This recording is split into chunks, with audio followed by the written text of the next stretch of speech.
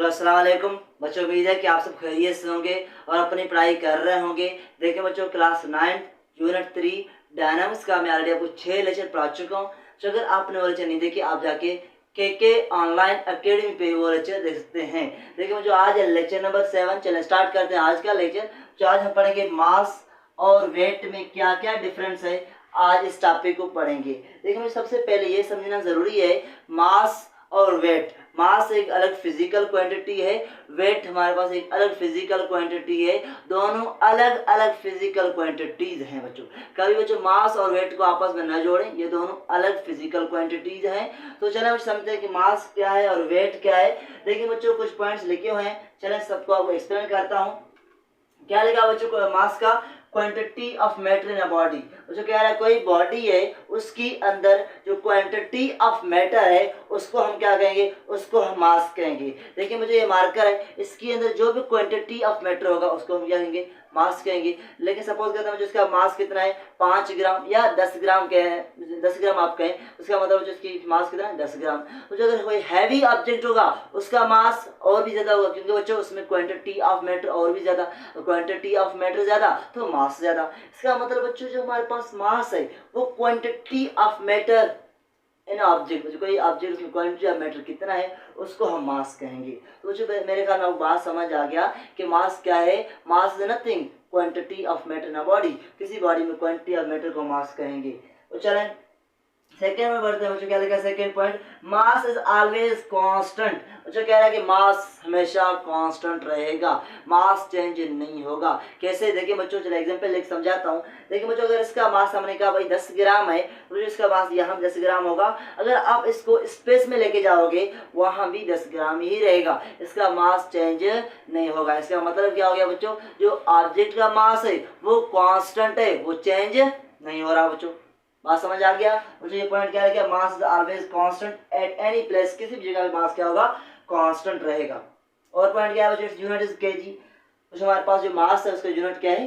KG या kilogram है बच्चों। जैसा कि बच्चों जो फिजिकल क्वांटिटीज होते हैं उनकी यूनिट होते हैं, टाइम का, सेकंड या लेंथ का, मीटर। इस तरह बच्चों हमारे पास जो मास है उसकी फिजिकल क्वांटिटी तो है मास, उसका यूनिट क्या है? केजी। चले आगे चलते हैं बच्चों। आपको पता है बच्चों मास के पास कोई डायरेक्शन नहीं है, इसलिए मास क्या है? स्केलर फिजिकल क्वांटिटी है।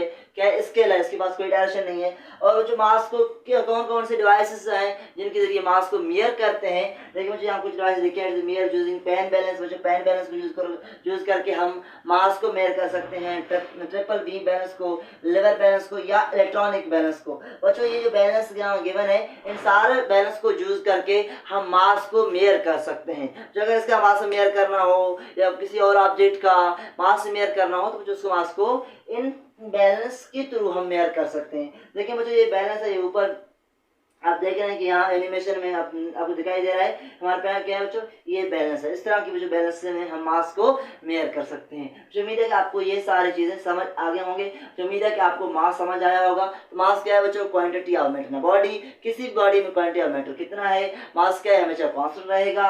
मास का यूनिट क्या है? KG, kilogram. मास के पास कोई डायरेक्शन नहीं, इसके मतलब मास स्केलर क्वांटिटी है। और ये जो हमारे पास क्या है, हमारे पास जो डिवाइसेस हैं इनके थ्रू मास को मेयर करते हैं। चलें समझते हैं वेट। जो उम्मीद है कि आपको मास क्लियर हुआ होगा। चलें बच्चों समझते हैं वेट क्या है। देखिए बच्चों, weight is nothing just gravitational pull on a body.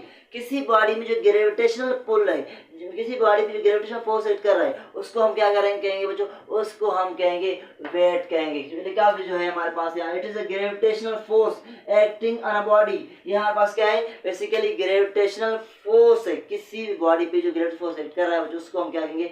उसको हम वेट कहेंगे। बात समझ आ गया बच्चों? बच्चों ये मार्कर, इस मार्कर को बच्चों क्या है मेरे हाथ में, लेकिन जो ग्रेविटी इसको नीचे एक्ट कर रही है, जो ग्रेविटी एक्ट कर रही है बच्चों, जो ग्रेविटी फोर्स लगा रही है उस फोर्स को हम क्या कहेंगे? उसको हम वेट कहेंगे। कुछ बात समझ आ गया?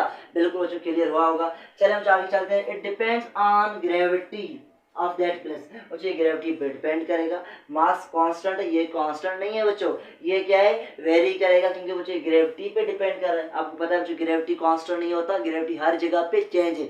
यहाँ पे ग्रेविटी चेंज है। अगर आप ऊपर चले जाओगे बच्चों काफ़ी डिस्टेंस वहाँ ग्रेविटी और कम होगा, लेकिन जब आप स्पेस में चले जाओगे वहाँ ग्रेविटी क्या होगा, ज़ीरो हो जाएगा। इसका मतलब बच्चों हमारे पास जो वेट है वो डिपेंड कर रहा है ग्रेविटी पे।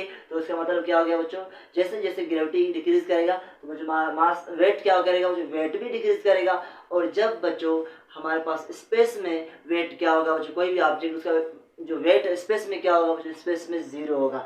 क्यों ज़ीरो होगा, इसलिए ज़ीरो होगा जो क्योंकि वहाँ पे ग्रेविटी नहीं है, वहाँ पे ग्रेविटेशनल फोर्स नहीं है। तो क्या होगा बच्चों, वहाँ पे वेट ज़ीरो होगा। याद रखें बच्चों, अगर आपसे कोई पूछे भाई वेट कहाँ पे ज़ीरो है, तो बच्चों आप सिंपली उसे कहें वेट हमारे पास स्पेस में ज़ीरो होगा। बच्चों उम्मीद है कि आपको 2 पॉइंट समझ आ गए होंगे। बच्चों इसके यूनिट क्या है, न्यूटन। तो बच्चों मैंने ऑलरेडी आपको फोर्स पढ़ा चुका हूँ, वहाँ मैंने आपको समझाया था फोर्स का यूनिट क्या था बच्चों, न्यूटन। वेट क्या है बच्चों, weight basically gravitational force acting on a body, ये भी एक तरह की फोर्स है। उसको बच्चों हमने इसका यूनिट क्या होगा बच्चों, वही न्यूटन होगा। इट्स अ वेक्टर क्वांटिटी, लेकिन बच्चों इसके पास डायरेक्शन है, तो ये क्या है, वेक्टर क्वांटिटी है। क्योंकि बच्चों जो हमारे पास वेट है उसका डायरेक्शन होता है हमेशा डाउनवर्ड होता है। मुझे अगर ये मार्कर है इसका वेट क्या करेगा बच्चों, नीचे नीचे फोर्स कैसे लगेगी बच्चों, नीचे लगेगी। जो ग्रेविटी से फोर्स नीचे लगेगी तो वेट क्या हो गया, वेट का डायरेक्शन डाउनवर्ड हो गया बच्चों। जो वेट का डायरेक्शन हमेशा डाउनवर्ड होता है, या आप सिंपली कहें टुवर्ड अर्थ होता है बच्चों। तो जो मेरे ख्याल में आपको यहाँ बात समझ आ गया होगा। It's measured using spring balance. बच्चों याद रखें, वेट को मालूम करने के लिए, वेट को मेजर करने के लिए हम क्या यूज़ करते हैं बच्चों, स्प्रिंग बैलेंस यूज़ करते हैं। मुझे उम्मीद है कि आपको ये सारे पॉइंट समझ आ गए होंगे। देखिए मुझे ये सिंपल टॉपिक था, मास और वेट बहुत सिंपल टॉपिक है, जो मेरे ख्याल में आपको ये डिफरेंस समझ आ गए होंगे। जो अगर एग्जाम में आ जाए तो जो आप ये डिफरेंस लिख के आएँ, इंशाल्लाह आपको पूरे मार्क्स मिलेंगे और वो जो आपका कॉन्सेप्ट क्लियर हुआ होगा। चलें बच्चों, मिलते हैं नेक्स्ट लेक्चर में, और नेक्स्ट लेक्चर में जो हम करेंगे यूनिफॉर्म सर्कुलर मोशन। वो जो